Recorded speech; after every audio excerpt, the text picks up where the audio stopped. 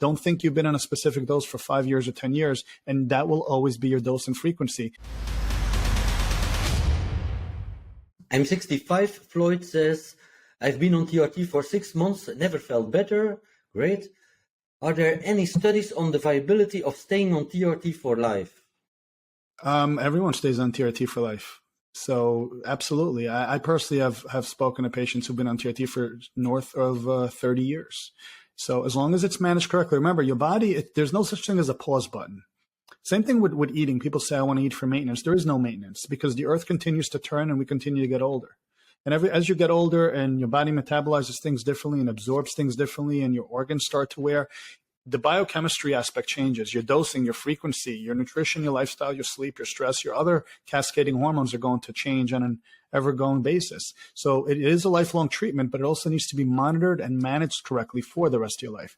Don't think you've been on a specific dose for 5 years or 10 years, and that will always be your dose and frequency, because one day you'll wake up with an issue and you won't realize that it's your dose and your frequency that worked for you 10 years ago that is no longer right for your current situation. So as long as it's managed correctly, and more often than not, it's not the treatment that is responsible for any adverse effect. It is the management of the treatment that is responsible.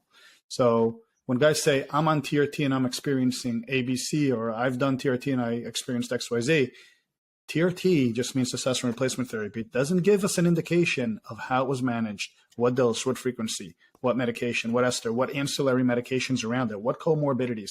This is why I say this isn't just a thing about just giving umbrella statements. I know we come on here and we try to give just general information. I'm not trying to dodge questions, but I'm also very cautious in answering specifics based on a one sentence, because the assessment that we do with patients is extensive. We ask a lot of questions and we use a lot of our own anecdotal case studies that we've done thousands of times, combined with evidence-based research to really give you a proper treatment option. So it's not something that you really need to worry about as long as you're with the right provider who understands how to manage it correctly. Yes, you should be on it for the rest of your life.